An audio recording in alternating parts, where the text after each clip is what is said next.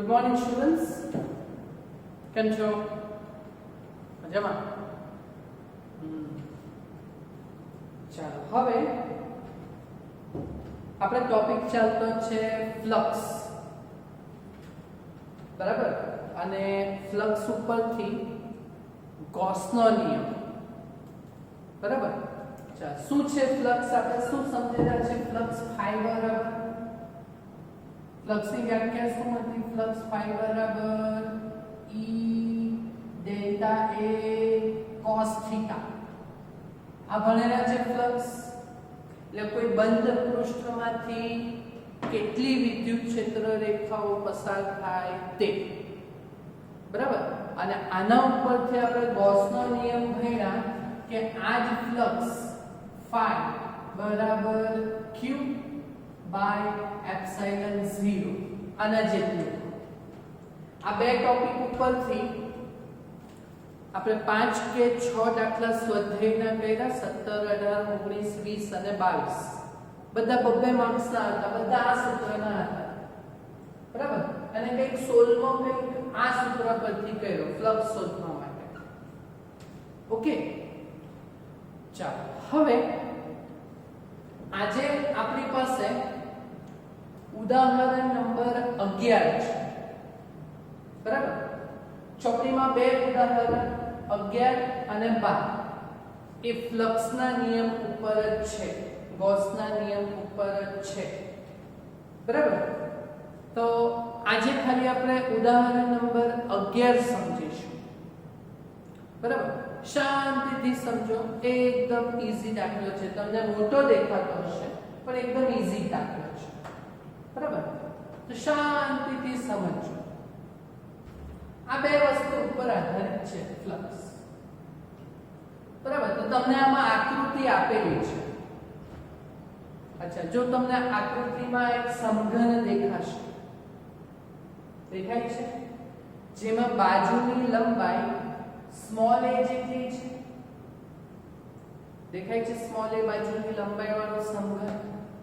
હા, હવે તેને યામાક્સ પદ્ધતિ ઉપર x અક્ષ ઉપર મૂકેલો છે. એટલે જો આ યામાક્સ પદ્ધતિ x અક્ષ, y અક્ષ, z અક્ષ દેખાય છે ને તમને? ઓકે, ને ત્યાંથી આ સમઘન જોજો કેટલા અંતરે મૂકેલો છે. ઉગમ બિંદુથી આ કેટલા અંતરે છે? ઉગમ બિંદુથી આ કેટલા અંતરે સમઘન મૂકેલો છે? સ્મોલ a જેટલા અંતરે જ મૂકેલો છે, બાજુની લંબાઈ જેટલા. સમઘન દેખાય છે? આકૃતિ સમજ પડી? ચાલો હવે આકૃતિ આપેલી છે એટલે એનું ડોન્ટ વરી, બરાબર? ચાલો હવે આપણે આ સમઘનમાંથી પસાર થતું ફ્લક્સ શોધવાનું હોય, એટલે તેમાંથી પસાર થતી ક્ષેત્ર રેખાઓની સંખ્યા શોધવાની હોય તો તમને વિદ્યુત ક્ષેત્ર આપવું જોઈએ. તો વિદ્યુત ક્ષેત્ર તમને ડાયરેક્ટ નથી આપેલું, કંઈક સૂત્રના સ્વરૂપમાં આપેલું છે કે વિદ્યુત ક્ષેત્રના 3 ઘટકો x, y અને z. પણ ખાલી x ઘટક જ આપેલો છે. y અને z ઘટક કેટલા છે વિદ્યુત ક્ષેત્રના? 0. એટલે વિદ્યુત ક્ષેત્ર માત્ર એમ x અક્ષ ઉપર જ છે, y અને z અક્ષ ઉપર નથી. દેખાય છે? પણ આ વિદ્યુત ક્ષેત્ર બી છે ને અચળ નથી અંતર સાથે. એ જો અંતર સાથે આ સૂત્ર પ્રમાણે બદલાતું છે. આલ્ફા x ⁻1/2 એટલે 1/2 એટલે વર્ગમૂળ. એટલે આલ્ફા √x વર્ગમૂળ ઓફ x, બરાબર? આ પહેલા પ્રમાણે છે, સિમ્પલ છે કે ભાઈ કોઈ લાઈટ હોય, લાઈટની તમે નજીક હોય, ઓછા અંતરે હોય તો તમને પ્રકાશ વધારે આવે, એટલે પ્રકાશની તીવ્રતા વધારે હોય.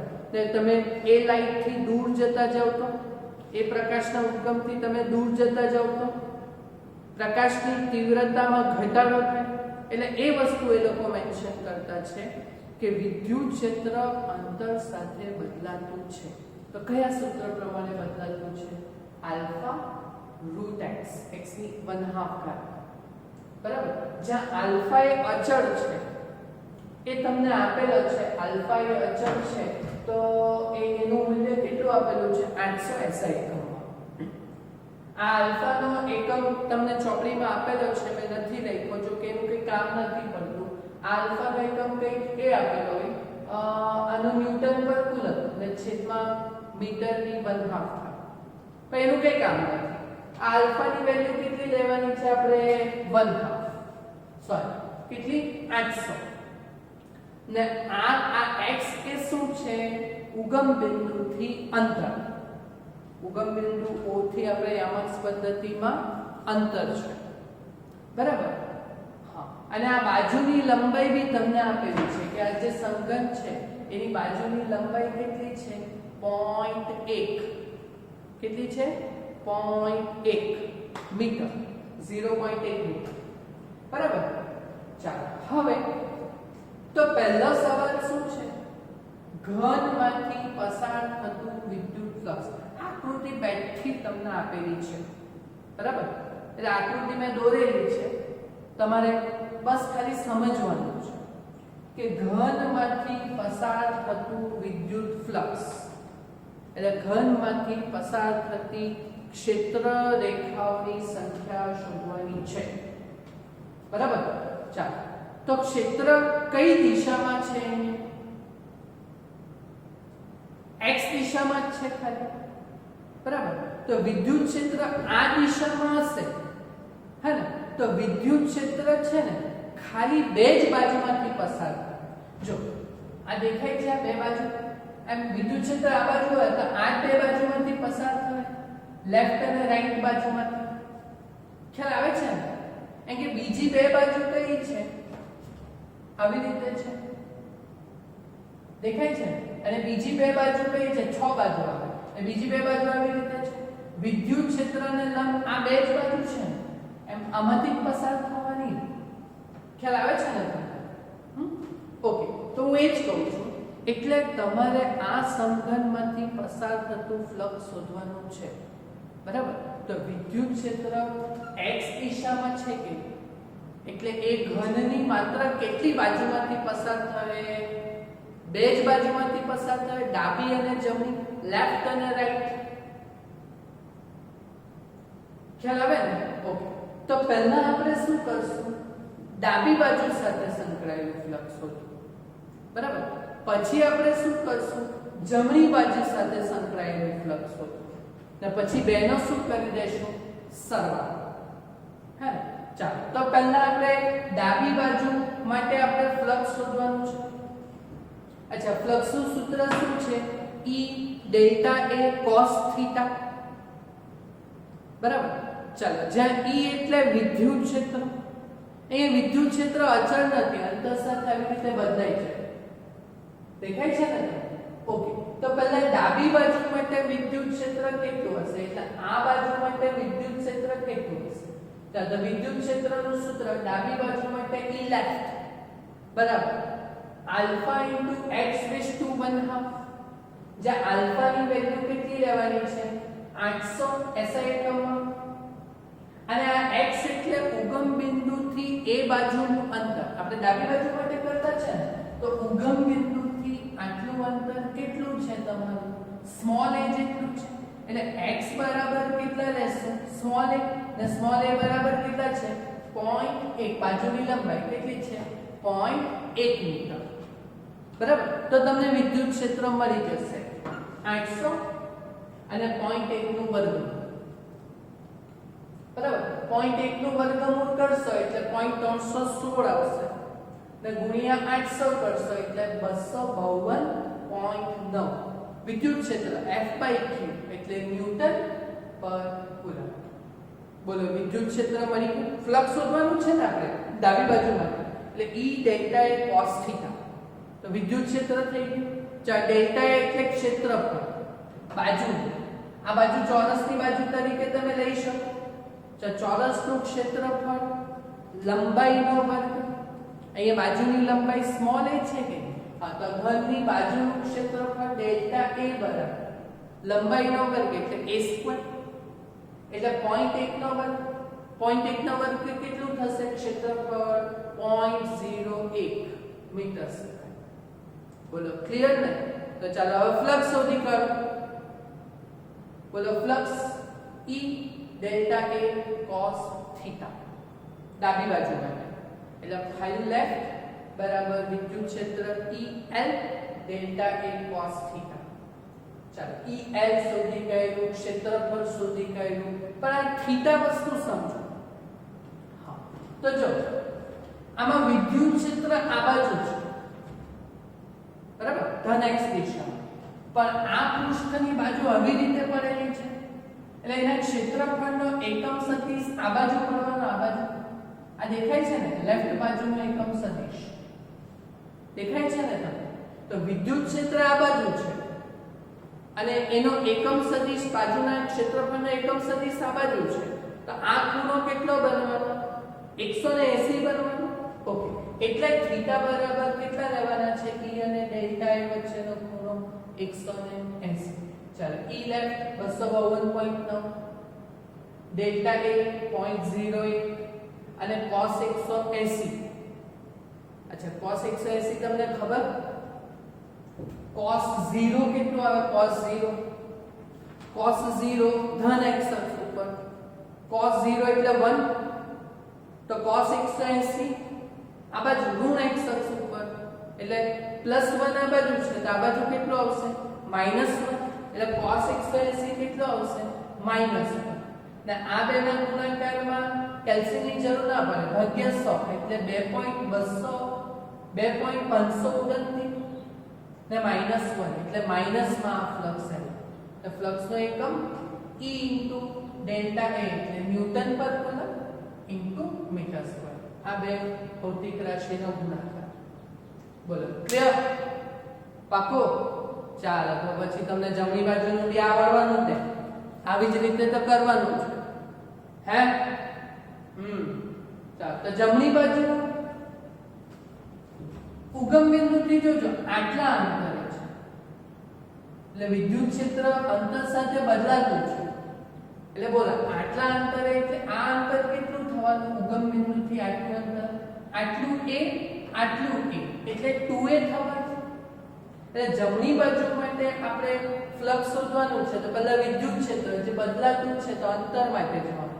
તો ER રાઈટ બાજુ માટે E વિદ્યુત electric field for right side ER બરાબર આલ્ફા * x ⁻1 સૂત્ર છે, જ્યાં આલ્ફા ની વેલ્યુ તો 800 છે અચળ, ને x ની વેલ્યુ કેટલી લેવાની છે?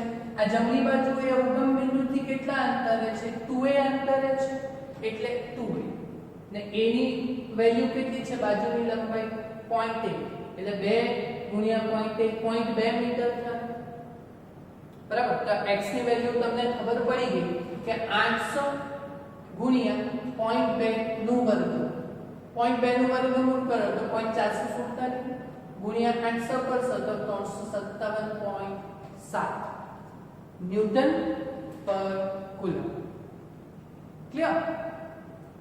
અને ક્ષેત્રફળ પાછું E અને ડેલ્ટા એટલે ક્ષેત્રફળ, ક્ષેત્રફળ એ બાજુ છે ને તે પાછું શું લેવાશો? તો બાજુનું ક્ષેત્રફળ છે ને આપણી પાસે 0.08 A². બરાબર. તો બોલો જમણી બાજુ સાથે સંકળાયેલું ફ્લક્સ ફાઈ રાઈટ બરાબર E delta A cos theta, જ્યાં E રાઈટ. ચાલો હવે અહીંયા આ વખતે થીટા કેટલો લેવાનો? E અને A વચ્ચેનો ખૂણો જોઈ. આના માટે બાજુ આવી જ રીતે છે અને વિદ્યુત ક્ષેત્ર બી આવી જ રીતે છે એટલે બે વચ્ચે સમાંતર એટલે થીટા બરાબર કેટલો આ વખતે? 0. બરાબર. તો 5 રાઈટ બરાબર E રાઈટ 357.7.